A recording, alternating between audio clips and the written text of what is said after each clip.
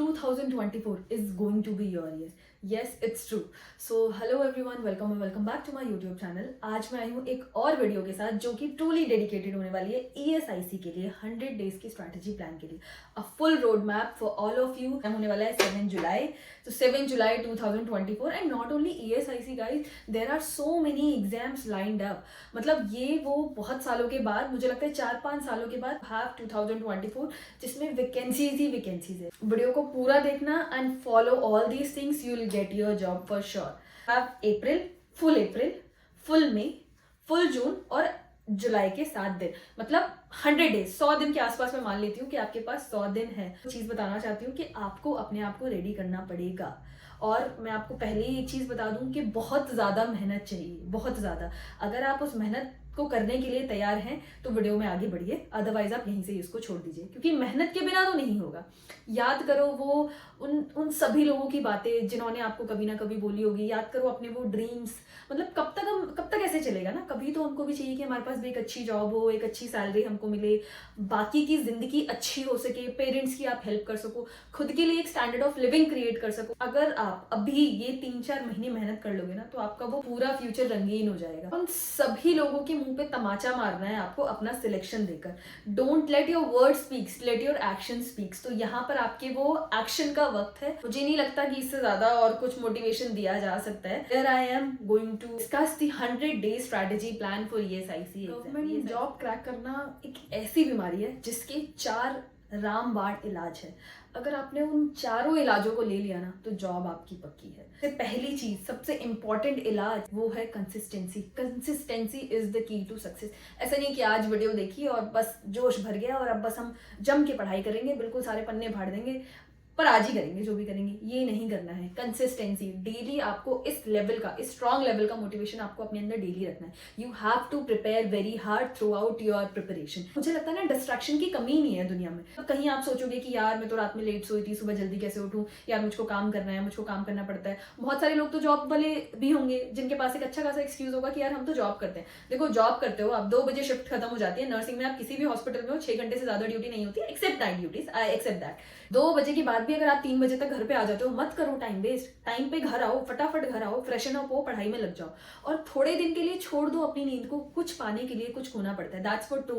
Recently मैंने अभी Instagram पे एक पोस्ट देखा था, हिंदुस्तान टाइम्स के पेज ने एक स्टूडेंट का, a young student, a school student, उसने अपना JEE जो उसका एंट्रेंस होता है उसके लिए अपना स्टडी प्लान शेयर किया हुआ था, जिसमें उसकी जो नींद थी ना, मतलब पूरे दिन का उसका साइकिल वॉज की 3 घंटे का सेशन, 4 घंटे रिविजन, 5 घंटे ये, 3 घंटे ये, और जो उसमें उसकी नींद का टाइम था ना, वो था सिर्फ 12:30 to 4:30। सिर्फ 4 घंटे की नींद वो ले रहा था, और नीचे उसमें कैप्शन लिखा हुआ था कि remember this time will not come back. आप भी वो स्टूडेंट बन जाइए और ये सोचिए कि ये जो टाइम है ना, ये दोबारा नहीं आएगा। सेकंड चीज है वो है हमारा सब्जेक्ट, सिलेबस। देखो, मैं एक और चीज बोलना चाहूंगी कि don't be exam oriented, be subject oriented, be syllabus oriented. You just can't predict कि what kind of exam is going to come. अब सब्जेक्ट की मैं बात कर रही हूँ, सिलेबस की, तो ESIC ने अपना एक सिलेबस हमको दिया हुआ था कि उसने बताया हुआ है कि ये टॉपिक्स वाइडली कवर होने वाले हैं। मैं उनको 2 पार्ट्स में डिवाइड कर रही हूँ, एक मेजर, एक माइनर। मेजर में आपके मेन सब्जेक्ट, जैसे कि सबसे इंपॉर्टेंट हमारा MSN के बाद OBG, फिर पीडिया, फिर कम्युनिटी, फिर मेंटल हेल्थ।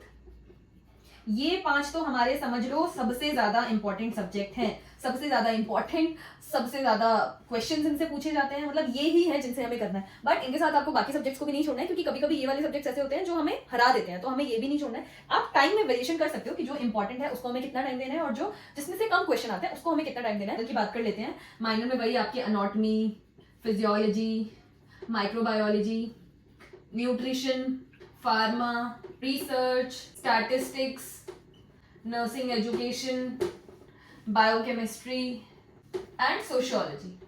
ये वो सिलेबस है जो ESIC ने अपने एडवर्टीजमेंट में दिया हुआ था कि these topics are going to be covered in our exam.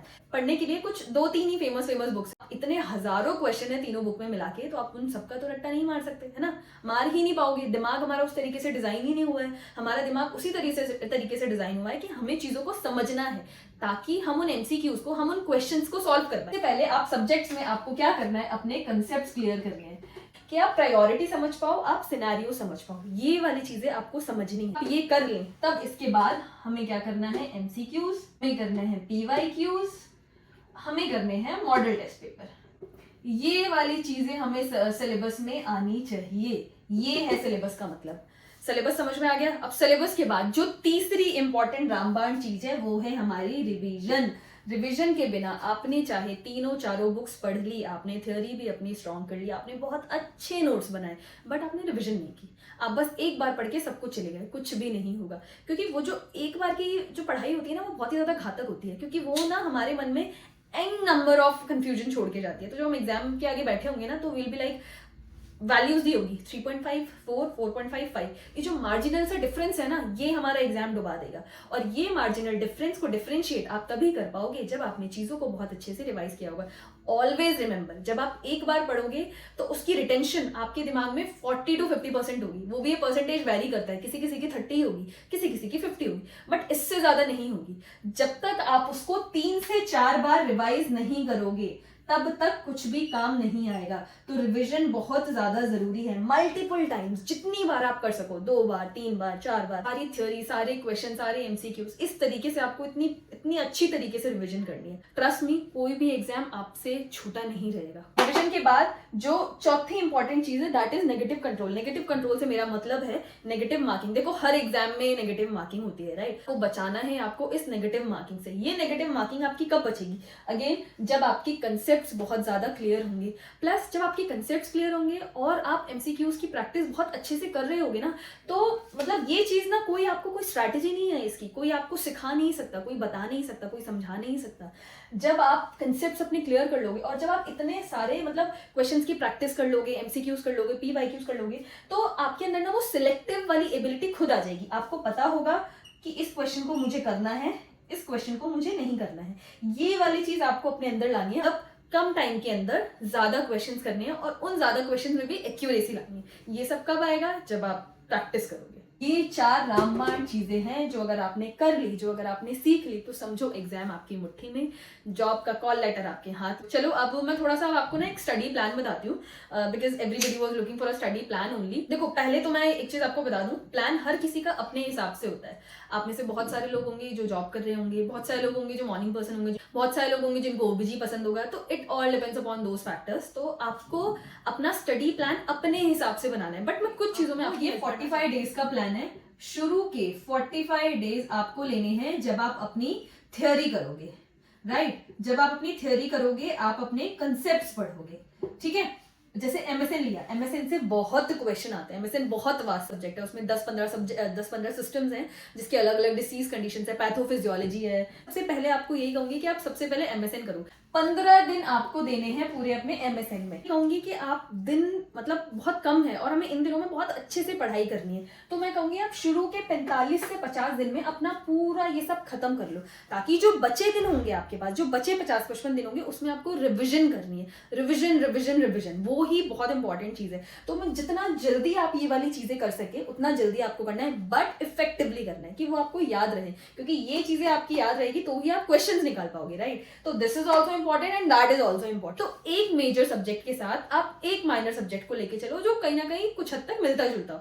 इससे आपके पढ़ने में एक इंटरेस्ट भी रहेगा। मान लो आपने सुबह एमएसएन पढ़ ली तो थोड़ा सा इजी सब्जेक्ट पढ़ लिया, फिर आपने कुछ लाइट पढ़ लिया, कोई एक छोटा माइक्रो का चैप्टर पढ़ लिया। तो इस तरीके से आप करोगे तो आपका इंटरेस्ट भी जिंदा रहेगा, प्लस आपको पढ़ने में मजा भी आएगा, प्लस पढ़ाई भी होगी, राइट? दोनों को आपको 15 दिन के अंदर करना है। मैंने इसको 8 दिन दिया, इसको 7 दिन दिया, आप अपने हिसाब से ऊपर नीचे कर लीजिएगा अगर आपको लग रहा है मेरी उसमें पहले से प्रिपरेशन है तो।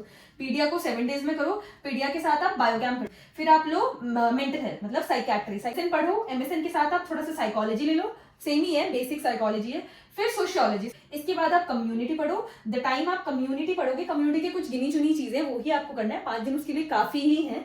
इसके साथ आप रिसर्च और स्टैट्स पढ़ लो, इसमें से कुछ क्वेश्चन आते हैं, रिसर्च के भी कुछ लिमिटेड क्वेश्चन ही आते हैं, तो ये आप साथ में कर लो। इसके बाद आप फंडा कर लो। फंडा इंपॉर्टेंट है येट काफी ईजी है।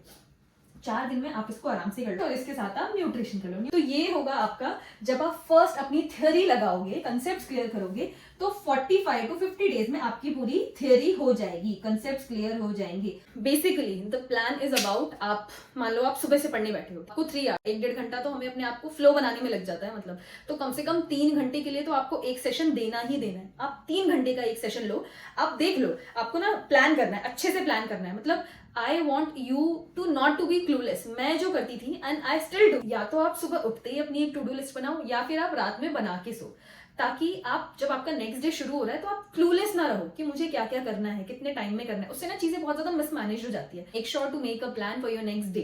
3 आवर्स का आप एक सेशन लगाओ, उसके बाद आप एक ब्रेक लो। Don't take too much breaks and make less study time. ऐसा नहीं करना है, उल्टा करना है। आपको स्टडी टाइम ज्यादा रखने हैं, ब्रेक कम रखने हैं। हाफ एन आवर का ब्रेक लो, पावर नैप लेना है, पावर नैप ले लो। फिर आप सेकेंड बैठो 3 आवर्स के लिए। जो चीज मैं आपको बताना चाहती हूँ वहां यहाँ पे वो ये है कि डेली एमसीक्यूज भी करने हैं। This is the thing which I need to tell you. सिर्फ थ्योरी पढ़ने से काम नहीं चलेगा, थ्योरी के साथ साथ आपको एमसीक्यूज भी करने हैं। तो कहूंगी कि आप पीवाईक्यू करो शुरू में, है ना। पीवाईक्यूज के लिए बुक्स के पीछे मिल जाती हैं, बहुत सारी ऐप्स दे रही हैं, मतलब बहुत सारे पोर्टल्स हैं जहाँ से आपको पीवाईक्यूज मिल जाएंगे। डेली आप 2 घंटे पीवाईक्यू को दो। पता है इसका फायदा क्या होगा? एक तो आप सभी जानते हैं पीवाईक्यू की कितनी इंपॉर्टेंस है, चीजें बहुत ज्यादा रिपीट होती हैं, पैटर्न सेम रहता है, क्वेश्चन का लेवल सेम होता है, तो वहां पे भी आपको हेल्प मिलेगी। दूसरा, जब आप पीवाईक्यू करोगे ना तो आप मतलब आप अपने आप को इवेल्युएट कर लोगे। पीवाईक्यू क्या, आपको पता लगा कि यार मेरे ना कार्डियो में बहुत ज्यादा क्वेश्चन गलत आ रहे हैं, तो जब आप कार्डियो पढ़ोगे तो आप उसको अटेंशन दे पाओगे। ठीक है, मान लो फर्स्ट डे आप पीवाईक्यू, आपने एक पीवाईक्यू किया तो 200 में से मान लो आपके 100 नंबर ही आए, यस 80 ही आए, बट जैसे जैसे आप बढ़ोगे ना, प्लस क्वेश्चन तो आपने पढ़ लिया, आपके दिमाग में रहा वो, मान लो आप उस क्वेश्चन को दोबारा नहीं भी देखोगे, बट जब उसकी थ्योरी पे आओगे ना तो आपको उसका आंसर खुद ब खुद मिल जाएगा, प्लस वो आपके दिमाग में रिटेन भी रहेगा, राइट। तो इससे आपका एक तो ये भी फायदा हो गया, दूसरा आपको पता चल जाएगा कि मेरे ये वाले सब्जेक्ट्स तो यार बिल्कुल ही बहुत ज्यादा वीक है। तो जब आप उनको पढ़ोगे, एक तो आपकी स्टडी भी इफेक्टिव हो जाएगी। जब आप थ्योरी पढ़ोगे तो आपने क्वेश्चंस पहले से पढ़ रखे होंगे कि अच्छा इस तरीके से भी क्वेश्चन बन सकता है, ये तो आपकी थ्योरी पढ़ने में भी हेल्प मिलेगी, प्लस आपके एमसीक्यूज और ज्यादा स्ट्रांग हो जाएंगे। तो आप साथ साथ एमसीक्यूज करो। शुरुआत आप पीवाईक्यू से। 45 डेज में आपका ये पूरा हो जाएगा। तो 45 डेज में अगर आप डेली ये चीजें भी कर रहे हैं, मतलब अपनी थ्योरी भी कर रहे हैं, प्लस आप एमसीक्यूज भी कर रहे हैं ना, तो ट्रस्ट मी 45 दिन के अंदर आप अपना काफी हद तक थ्योरी खत्म कर चुके होंगे और काफी हद तक आपने एमसीक्यूज कवर कर लिए होंगे। 45 दिन के बाद आपके पास कितने दिन बच गए? आपके पास बच गए 55 डेज। 55 डेज में आप टारगेट बना लो, मुझे 3 टाइम्स रिवीजन करनी ही करनी है, बिल्कुल करनी ही करनी है। अब इसके बाद अपनी फर्स्ट रिवीजन लगाओगे तो फर्स्ट रिवीजन में मे बी आपको टाइम लग जाए, मे बी आपको 20 दिन लग जाए, है ना, या 25 दिन लग जाए लेट्स से। बट जब आप इस 25 दिन के बाद दोबारा रिवीजन करोगे ना तो 15 दिन में ही हो जाएगा वो, कि आपको बहुत सारी चीजें याद हो जाएंगी। इसके साथ साथ जो आप अपने एमसीक्यूज लिख रहे हो, जो आपको चीज नहीं आई है, आप अपनी एक अलग से नोटबुक बनाओ, थ्योरी की भी और एमसीक्यूज के लिए भी। जिस चीज को आपको याद करने में प्रॉब्लम हुई, आपको लगा मैंने इसको पढ़ा था फिर भी मुझे नहीं आ रहा, आप उसको एक अलग नोटबुक में लिखो एंड डेली रात में सारी चीजें रिवाइज करो। एक quick revision of everything whatever you have studied that day. Second revision में आपने कितने दे दिए? 15 दिन। 40 दिन हो गए, तो भी आपके पास 15 दिन बचे हैं जिसमें आप अपनी थर्ड रिवीजन बड़े प्यार से कर लोगे।